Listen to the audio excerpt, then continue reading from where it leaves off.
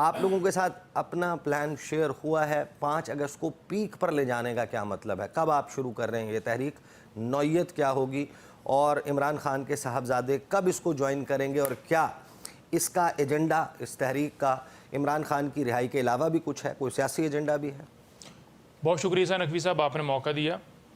जी, इमरान खान साहब ने जैसे कहा था कि मुहर्रम के बाद तहरीक जो है वो हम स्टार्ट करेंगे, और कल गुज़श्ता पैगाम भी आपने बड़ा वाज़ह उनकी तरफ से देख लिया कि हमारी तहरीक जो है वो 5 अगस्त को पीक पे होगी। 5 अगस्त को इमरान खान साहब को नाजायज़ तौर पर पाबंद सलासल किए 2 साल मुकम्मल हो जाएंगे।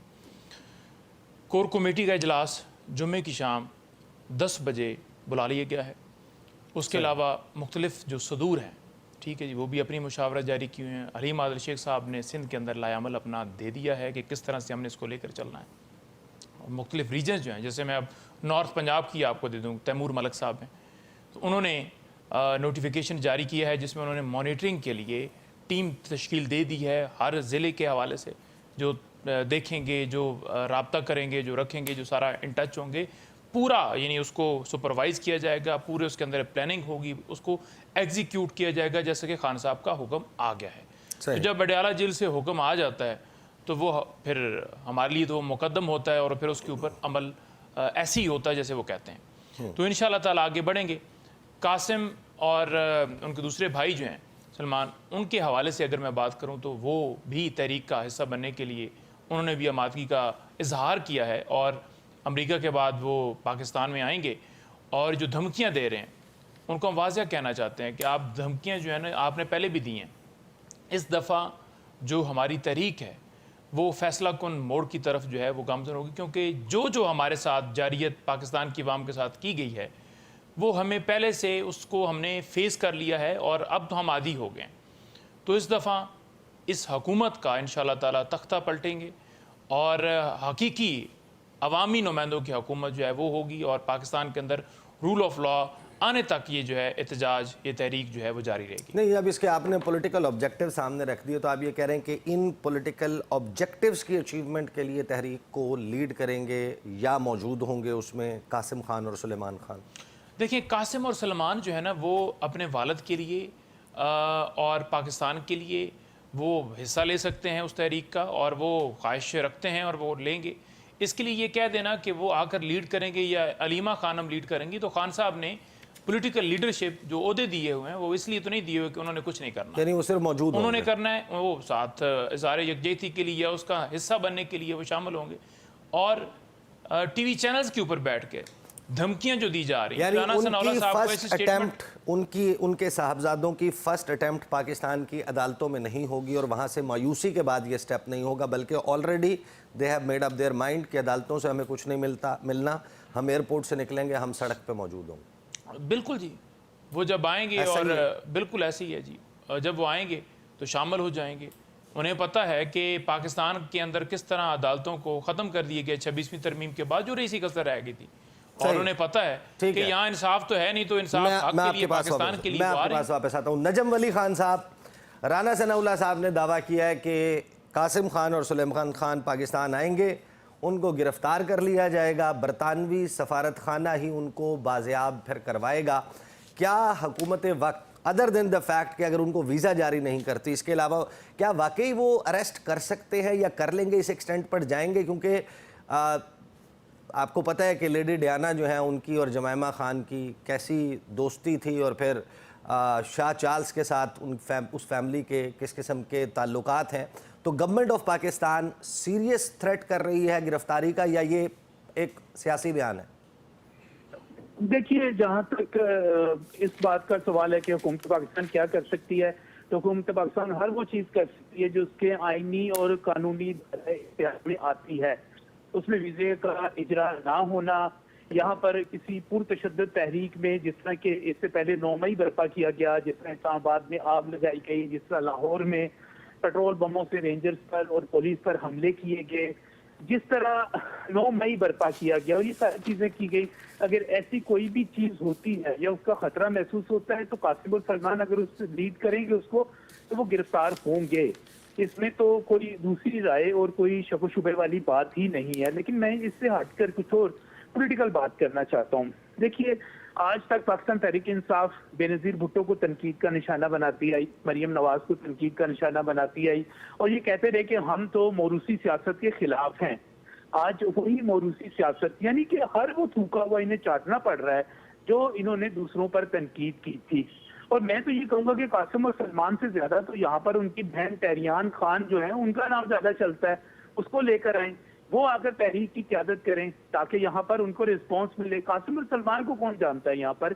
और अभी मैं इस पे देखिए ये एक पॉलिटिकल मूव है, सियासी मूव है और इस सियासी मूव के हवाले से मैं बड़ा इस पे सीरियस हूँ कि नेतन्याहू ने जब हम मार्का हक लड़ रहे थे, जब ऑपरेशन बनियानुल मरसूस में उसका जवाब दे रहे थे ऑपरेशन सिंदूर का, तो नेतन्याहू जो था वो इंडिया के साथ मिलकर हमसे लड़ रहा था। इसराइली फौजी जो थे पाकिस्तान पर हमला आवर थे, उनके ड्रोन थे जो हम पर फेंके जा रहे थे। तो अब इसराइल के पले हुए बच्चे, यहूदियों के पाले हुए बच्चे बराह रास्त आकर यहाँ पर पाकिस्तान की रियासत को अदम इस्तेहकाम का शिकार करने के लिए हमला करेंगे और उसका जवाब नहीं मिलेगा, तो ये तो नहीं होगा भाई। इस तरह तो सियासत हम जो है यहूदियों के पाले हुए बच्चों के पास तो नहीं जाने देंगे। हम लोग जिन्होंने पाकिस्तान की लड़ाई लड़ी है, पाकिस्तान को बचाने की लड़ाई लड़ी है और जिन्होंने इस मुल्क को डिफॉल्ट होने से बचाया है, जिन्होंने इस मुल्क का भारत के मुकाबले में दिफा किया है, वो तो मुकाबला करेंगे भाई इसराइल का भी। तो ये इतना आसान काम नहीं है। चाय की प्याली में तूफान है, जितना मर्जी आप इसको सोशल मीडिया के जरिए, मीडिया के जरिए इसको आप ये कह रहे हैं कि इनको नेतन्याहू भिजवा रहे हैं। ये मुझे ये बताइएगा, मैं जो कह रहा हूँ आप अच्छी तरह समझ रहे हैं, इसका मुझे ये बताइएगा कासिम और सलमान की परवरिश कहाँ पर हुई है, आप बता दीजिए मुझे।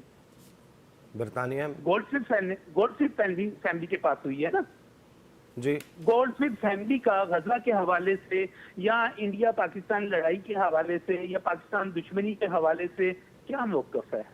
नहीं, जमाइमा का तो ट्विटर हैंडल जमाइमा खान का आप देखते हैं या जमाइमा गोल्डस्मिथ का जब आप ट्विटर हैंडल देखते हैं उसमें इसराइल की भरपूर मजम्मत मौजूद होती है, उसमें जेनोसाइड का तस्करा होता है, उसमें गजा की बात होती है। गजा में जो कुछ हो रहा है उस पर जमाइमा खान की मजम्मत मौजूद होती है। जी हाँ जी जी, I have seen those tweets. ये अच्छा, मेरा नहीं ख्याल ऐसा, पता नहीं आप कौन सा ट्विटर हैंडल देखते हैं। मैं मेरे पास तो इजराइल के जितने लोग हैं गोल्डस्मिथ फैमिली समेत और उनके जैक समेत और जैक समेत और पता नहीं कौन कौन है, उन तमाम को एक ही चीज करते हुए देखता हूँ कि उन्हें शर्म नहीं आती। मालूम इंसानी तारीख के सबसे ज्यादा बच्चे जहाँ पर कत्ल कर दिए गए, जहाँ पर इसराइल ने चंगेज खान को भी पीछे छोड़ दिया, जहाँ पर इमारतें खंडर हो गई, तो उनके हामी है भाई। नहीं है ऐसा नहीं है। और मैं एक और बात कहूँ, देखिए आज ये खबर आई है, हमें प्रोग्राम किस पे करना चाहिए? हमें प्रोग्राम करना चाहिए इस मुल्क की बेहतरी के लिए। आज बैरून मुल्क पाकिस्तानियों ने जो एदाद शुमार आए हैं, उन्होंने IMF के मुकाबले में, IMF का जो 3 साल प्रोग्राम है उससे भी कहीं ज्यादा जो डॉलर्स हैं और रियाल हैं, जो रेमिटेंसीज हैं, वो पाकिस्तान भेज दिए हैं। सही। पाकिस्तान जो है ना, जब भी पाकिस्तान तरक्की की तरफ आगे जाने लगता है, जब भी कुछ अच्छा होने लगता है, जब भी पाकिस्तान की स्टॉक मार्केट नजम भाई, नजम वली खान साहब, मैंने अभी ट्विटर हैंडल खोला है जमाइमा गोल्डस्मिथ का, उसमें 8 जनवरी 2024 का मेरे सामने ट्वीट मौजूद है कि I despair for humanity, I reposted save children UK's report that on average 10 children per day have lost limbs in Gaza over the last 3 months, amputated without anesthetic or pain medicines. These are some of the chilling replies, a masterclass in the dehumanization of the other order. 1 जुलाई का tweet है, here is my interview with UNICEF UK global spokesperson, a first-hand account of his recent visit to Gaza. Children being shot whilst collecting food for their starving families, amputation without anesthetic, the worst humanitarian situation for children. इसके बाद hundreds of, if not hundreds, dozens of tweets condemning Israeli actions in Gaza. यानी ये अगर आप चाहते हैं मैं थोड़ी देर बाद ब्रेक के बाद जो है वो डिस्प्ले भी कर दूंगा, as long as Jamaima's position on Israel is concerned, I think the facts are different. बात है कि माशाल्लाह यहूदियों को हम में से तर्जुमान भी मिल गए हैं, उनकी लड़ाई लड़ने वाले भी मिल गए हैं। मैं तो इस पर भी ज़्यादा हैरान हूँ। और कल आप जस्टिफाई करेंगे कि नेतन्याहू भी जो था वो भी असल में बहुत बड़ा हामी था। nobody is justifying. It's her Twitter handle. It's not my Twitter handle. एक बिल्कुल सीधी सच्ची सीधी सामने की बात है। चले ठीक है, ठीक है, मैं ठीक है, you have your point of view. Imran Khan ने जाकर ब्लैक गोल्डस्मिथ की लंदन में कैंपेन की थी, एक मुसलमान के मुकाबले में, मोहम्मद सादिक के मुकाबले में की थी ना, ये तो ठीक है। इसका जवाब तहरीक इंसाफ जरूर देगी, बिल्कुल इसका जवाब तहरीक इंसाफ से ले। सर उस तरीके इंसाफ से इसका क्या लेना है? मैं तो आपसे जवाब लूंगा ना, मुकदमा तो आप लड़ रहे हैं। नहीं, मुकदमा नहीं लड़ रहा, मैं तो आपसे कह रहा, आप नईम ने तो पॉलिटिकल बात की, नईम पंजोता ने तो पॉलिटिकल बात की, सियासी बात की, मुकदमा जमाइमा था। नहीं, मैंने कोई पॉलिटिकल बात नहीं की, मैंने सिर्फ ये कहा कि उसमें थोड़ा सा facts I try to check, you said कि नहीं, उन्होंने कभी बात नहीं। ना हमें, ना आप बेवकूफ समझे, ना आप हमें अंधा समझे कि हम गजा में ये समझे कि जनाब जो गोल्डस्मिथ फैमिली है या जमाइमा है जनाब, वो तो गजा में बच्चों के हक में जनाब वो तो तड़प रहे हैं, उनके तो दिल खून के आंसू रो रहे हैं। ऐसा नहीं है भाई। चलो, उनके दिल की बात कुछ और हो सकती है जो मैं नहीं पढ़ पाया।